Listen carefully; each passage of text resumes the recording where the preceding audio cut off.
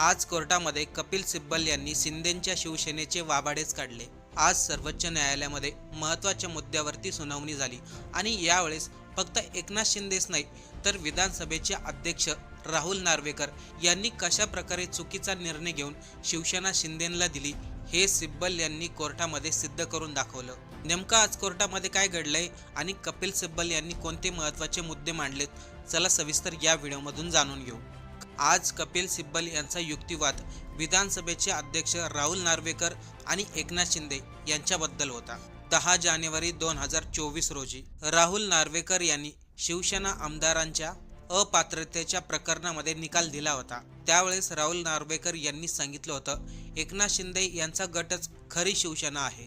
पण जर एकनाथ शिंदे यांची शिवसेना जर खरी होती तर उद्धव ठाकरे यांच्या गटातील आमदार अपात्र कसं काय ठरले नाहीत? मग कपिल सिब्बल यांनी एक महत्त्वाचा मुद्दा मांडला। या संपूर्ण प्रकरणामध्ये सुप्रीम कोर्टाने यापूर्वी काही महत्त्वाचे निष्कर्ष नोंदवले होते।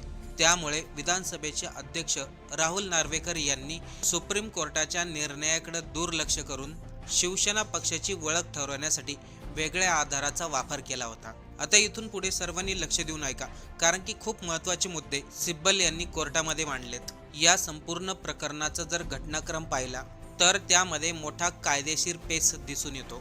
पक्षांतर बंदी कायद्यानुसार आमदारांच्या अपात्रतेचा निर्णय घेण्याचा अधिकार विधानसभेच्या अध्यक्षांकडे असतो। जर त्यांच्या निर्णयाला कोणी आव्हान दिलं तर न्यायालयीन प्रक्रिया सुरू होते। मात्र उद्धव ठाकरे यांच्या शिवसेनेमध्ये हा घटनाक्रम उलटा आहे। आता इथे बघा, उद्धव ठाकरे यांच्या विरोधामध्ये कसं कट कारस्थान रचण्यात आलं। आपल्याला सर्वांनाच माहिती आहे, निवडणूक आयोग आणि विधानसभेचे अध्यक्ष राहुल नार्वेकर हे कशा प्रकारे काम करतात, कोणाची बाजू जास्त मांडतात हे आपल्याला वेगळं सांगण्याची गरज नाही। 17 फेब्रुवारी 2023 रोजी निवडणूक आयोगाने धनुष्यबाण आणि शिवसेनेचं नाव एकनाथ शिंदे यांना दिलं। त्यानंतर 11 मे 2023 रोजी सुप्रीम कोर्टाचा महत्त्वाचा निकाल आला। सुप्रीम कोर्टाच्या त्या निकालामध्ये काही महत्त्वाच्या गोष्टी लिहिलेल्या होत्या, जसं की राजकीय परिस्थिती, पक्षाची रचना, शिवसेना गटनेता अशा अनेक बाबीवरती निरीक्षण नोंदवलं होतं। त्यानंतर 10 जानेवारी 2024 रोजी विधानसभेचे अध्यक्ष राहुल नार्वेकर यांनी आमदारांच्या अपात्रतेचा निर्णय दिला। आता इथे कशा प्रकारे शिंदेंना शिवसेना दिली गेली ते बघा। अगोदर निवडणूक आयोगाचा निकाल, नंतर सुप्रीम कोर्टाचा निकाल आणि मग विधानसभेच्या अध्यक्षाचा निकाल। कपिल सिब्बल यांनी याच घटनाक्रमावरती आक्षेप घेतला। सिब्बल यांच्या म्हणण्यानुसार पक्षांतर बंदी कायद्यानुसार जर आमदारांना अपात्र ठरवण्याचा अधिकार विधानसभेच्या अध्यक्षांकडे होता तर त्या प्रश्नाचा निर्णय सर्वात अगोदर व्हायला हवा होता। त्यानंतर मग निवडणूक आयोग आणि मग सुप्रीम कोर्टाचा निकाल असा घटनाक्रम असायला हवा होता। यामध्ये आणखीन एक महत्त्वाची गोष्ट, सुप्रीम कोर्टाने आपल्या आधीच्या निकालामध्ये उद्धव ठाकरे यांच्या पक्षामधील नियुक्ती आणि गटनेते पदाशी काही संबंधित महत्त्वाचे निरीक्षण नोंदवले आहेत। इथे कपिल सिब्बल म्हणतात, राहुल नार्वेकर यांनी अतिशय चुकीचा निर्णय घेतला, कारण की सुप्रीम कोर्टाने अगोदरच पक्षाची रचना आणि पक्षातील नेत्यांचा उल्लेख केला होता। मग विधानसभेच्या अध्यक्षांनी पुन्हा शिवसेनेची घटना तपासण्यासाठी वेगळा मार्ग का निवडला? इथे विधानसभेचे अध्यक्ष राहुल नार्वेकर यांनी काय केलं, एकनाथ शिंदेला शिवसेना देण्यासाठी 1999च्या घटनेचा विचार केला, पण 2013 आणि 2018च्या घटनेचा उल्लेख केला नाही, कारण की 2018 आणि 13 मध्ये उद्धव ठाकरे हे पक्षप्रमुख होते। सिब्बल यांनी सांगितलं, राहुल नार्वेकर यांनी शिंदेला शिवसेना देण्यासाठी 3 गोष्टींचा आधार घेतला। त्यामध्ये पक्षाची घटना, पक्षातील नेतृत्वाची रचना आणि विधिमंडळातील बहुमत या बाबींचा समावेश होता। मात्र या तिन्ही बाबीमध्ये 2 गटात मतभेद असल्यामुळे शेवटी विधिमंडळातील बहुमताचा आधार घेण्यात आला आणि याच मुद्द्यावरती कपिल सिब्बल यांनी कायदेशीर प्रश्न उपस्थित केला। जर विधिमंडळातील बहुमतावर राजकीय पक्षाची ओळख ठरवली जाणार असेल तर 10व्या अनुसूचीचा उद्देशच काय राहतो? इथे कपिल सिब्बल स्पष्टपणे सांगतात, सुप्रीम कोर्टाने अगोदरच पक्षाची घटना आणि पक्षरचना याच्या गोष्टी नमूद केल्या होत्या, पण विधानसभेच्या अध्यक्षाने सुप्रीम कोर्टाच्या निकालाच्या विरोधामध्ये जाऊन स्वतःचा निर्णय घेतला आणि शिंदेंना शिवसेना दिली। यावेळी न्यायमूर्ती बागची यांनी देखील एक प्रश्न उपस्थित केला। शिंदे गटाने जो काही नंतर बदल केला त्या घटनेचा संदर्भ दिला। शिंदे गटाने 2018च्या घटनेमध्ये काही बदल केले होते। त्या बदलानुसार पक्षामध्ये मुख्य नेता हे पद निर्माण करण्यात आलं होतं आणि शिंदेंनी त्यावरती स्वतःची नियुक्ती केली होती. याशिवाय प्रतिनिधी सभा आणि राष्ट्रीय कार्यकारिणीची रचना ही नवीन करण्यात आली होती. त्यामुळे न्यायमूर्ती बागची यांनी प्रश्न उपस्थित केले, 2018 मध्ये जे बदल केले होते ते निवडणूक आयोगाला कळवण्यात आले होते का? न्यायमूर्ती यांनी मांडलेला हा प्रश्न महत्त्वाचा होता.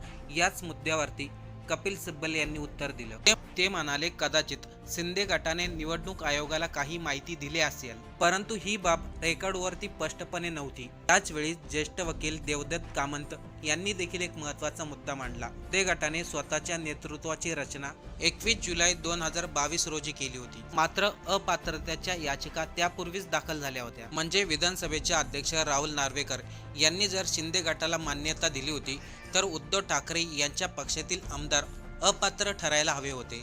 खरं तर शिवसेना पक्ष कोणाचा आहे याबाबत सुप्रीम कोर्टाने अगोदरच काही गोष्टी नोंद केल्या होत्या, पण इथे विधानसभेचे अध्यक्ष सर्वात महत्त्वाचा पॉइंट ठरतात.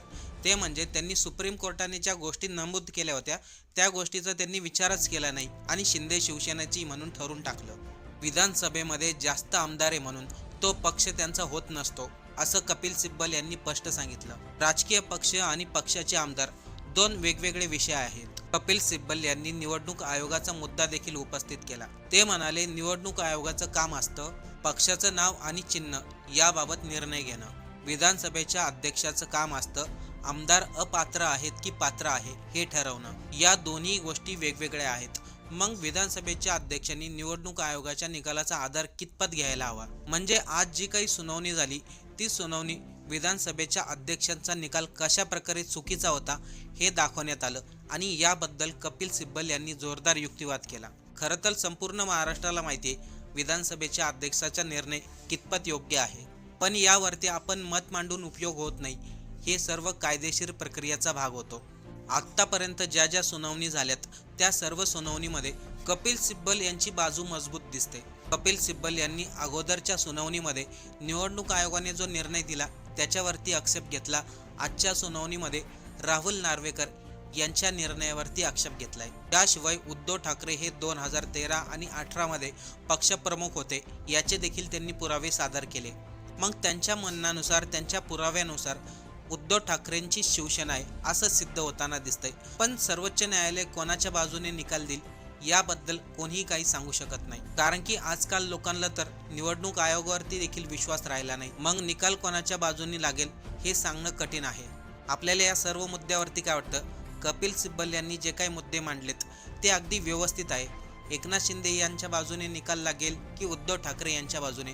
आपल्याला सिब्बल यांच्या युक्तिवादाबद्दल काय वाटतंय कमेंट करून नक्की सांगा.